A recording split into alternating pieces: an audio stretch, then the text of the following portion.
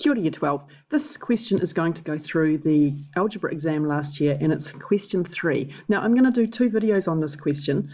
I don't usually criticise exam papers, but this time I'm going to. I think the last question in here, which is D number 2, is a really beautiful maths question. I really like it. I don't think it should have been in a level 2 exam. And so I'm going to spend quite a lot of time, though, trying to make something useful out of it by doing a whole separate video looking at this question and the 2 different ways that I think strong students would have gone about doing that. I haven't seen the schedule yet, so I'm not exactly sure how tough they're going to be on marking it. So that's kind of the only glimmer of hope that I've got for that one. But the rest of the question is actually fine, and it's got some nice algebra in it. So it starts off, well, first of all, we should read the question through. So the whole thing is about a cube with sides of length p centimetres, right? And so p can't be equal to 0, obviously. That turns out to be a bit important later on. The volume of the cube would be p cubed centimetres cubed, right, back to year 9. And the surface area of the cube would be 6 p squared centimetres squared, right? So the surface area is going to be 6 little cubes, and they're all going to be the same because it's a cube. So each of those faces will have area of p squared, and there are 6 of them. And they quite helpfully give you that. You don't have to work that out. So John Young wonders if it's possible to change the dimensions of the cube to make a cuboid that still has the same volume. And we get a nice diagram of the cuboid. So he tries a couple of things. And I think I haven't seen the schedule, but we're probably still very much at achieved level right down to here, if you haven't been put off by all the words. But these are perfectly good questions, right? There's nothing difficult about them. So using algebra, we have to find the volume of this cuboid where he's changed everything around. So we've got V is equal to P over 2 times 2P times P. And remember, what he's interested in is trying to change it around and keeping the same volume. And he's managed to do that here, right? Because the 2's simplify away, and we're left with V is equal to P cubed. So that's that one done. Now next, he changes it and he adds 5 onto this side, takes off 4 here and takes off 3 here. And we have to work out what the volume of this cuboid is. So this is simply a question where we have to expand 3 brackets. So V is equal to P minus 4 times P plus 5 times P minus 3. I'm just going to expand the back 2 first because that's how I usually do it. So P squared plus 5P minus 3p, so plus 2p minus 15. Now we have to expand this out.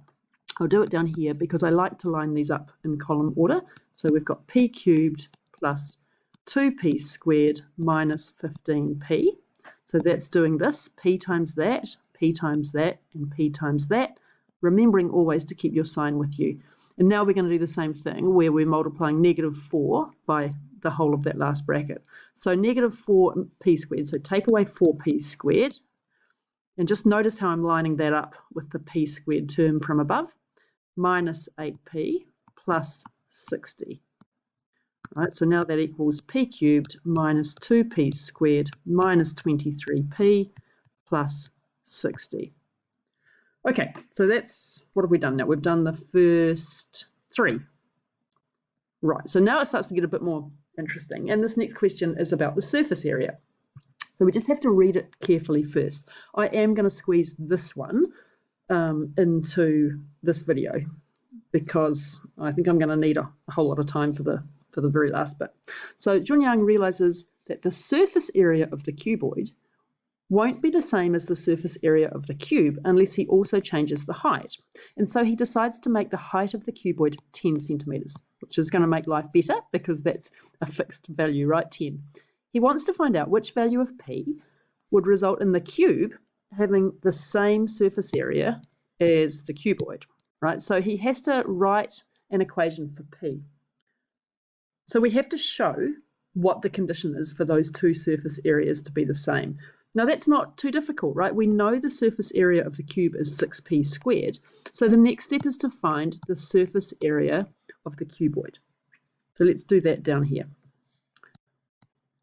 So the surface area of the cuboid is, and there are 2 lots of each of these faces. So it's going to be 2 lots of, well, this one here is 10 times p plus a, right? So 2 times 10 times p plus a. really need many colours of pen. Let's do this one in yellow. So this one here, it's got a bad colour, is going to be 10. 2 times 10 times p minus a. And then the last one is going to be 2 lots of, so this is the base and the top, p minus a times p plus a. Right, so we don't have to do anything too hard with it. We just have to expand it and collect up all our like terms. So it's going to be 20p plus 20a plus 20p minus 20a plus 2 lots of p squared minus a squared, right? So if you're in my class, you'll know that I go on and on about the difference of two squares, especially in harder problems, and you can see it popping up here. Okay, so the surface area is equal to this.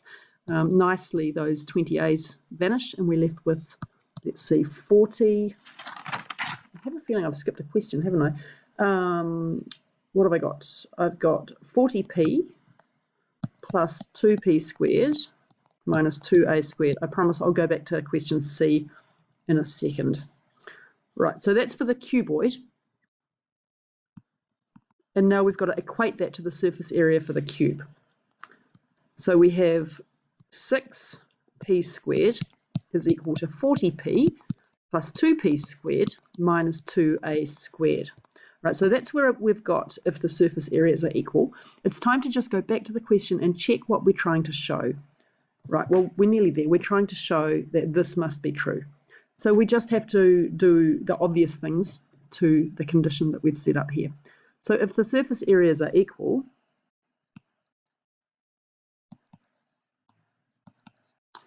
then that's true.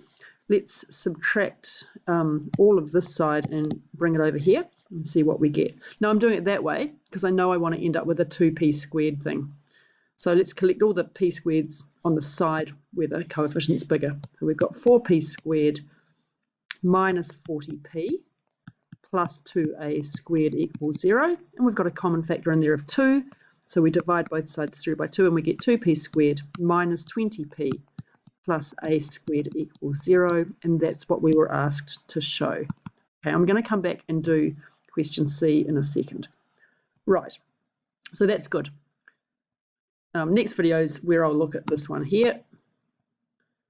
Okay, right. So question C is where John Young starts to add an amount to one side and he takes that same amount off the other side. Right, so now we've got these values for the cuboid. We've got p plus a, and we've got p minus a, and we've got p. Are there any values of a for which the volume of the cuboid will be the same as the volume of the cube? So we're going to set up the condition for the equation, basically, for those two things to be the same. Right. So the volume of the cube is p cubed, and the volume of the cuboid is going to be p minus a times p. My pen's gone bad.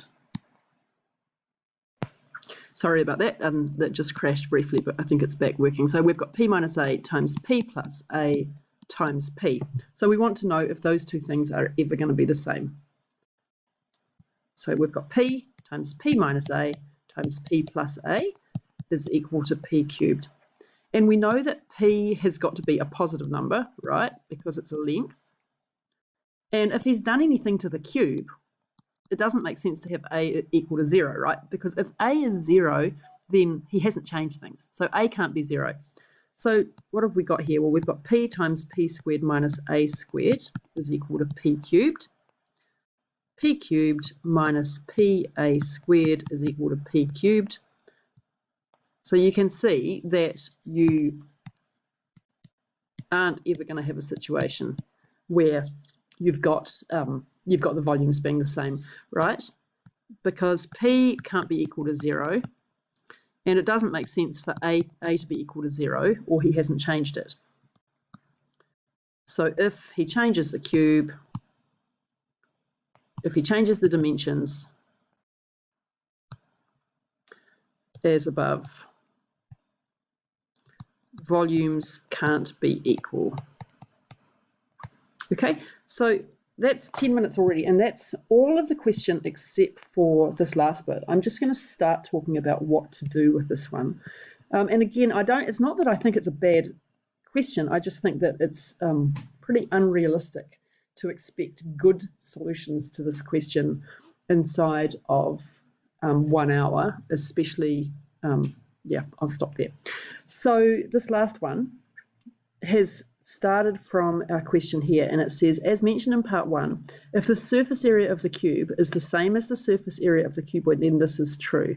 And what we have to do now is figure out the biggest possible value of A by which he can muck around with the side lengths of the cube, right? So it tells us to use the discriminant to find the largest possible whole number value that A could take on, right? Now that's okay, and I'll go through that in the next video. But then we need to use this value of A to find the dimensions of both the cube and the cuboid. And we have to explain our reasoning clearly. Okay, so there are two ways that I think students will go here, but they've guided you to use the discriminant. So I'm going to do it that way first. You might want to have a go at that question before you watch the next video, now that you've been through the rest of this one. Lots and lots of talking in this video, sorry about that. But definitely chocolate if you have watched to here. The first person to come and visit me and claim the chocolate for getting all the way to the end of this video. I'll see you soon.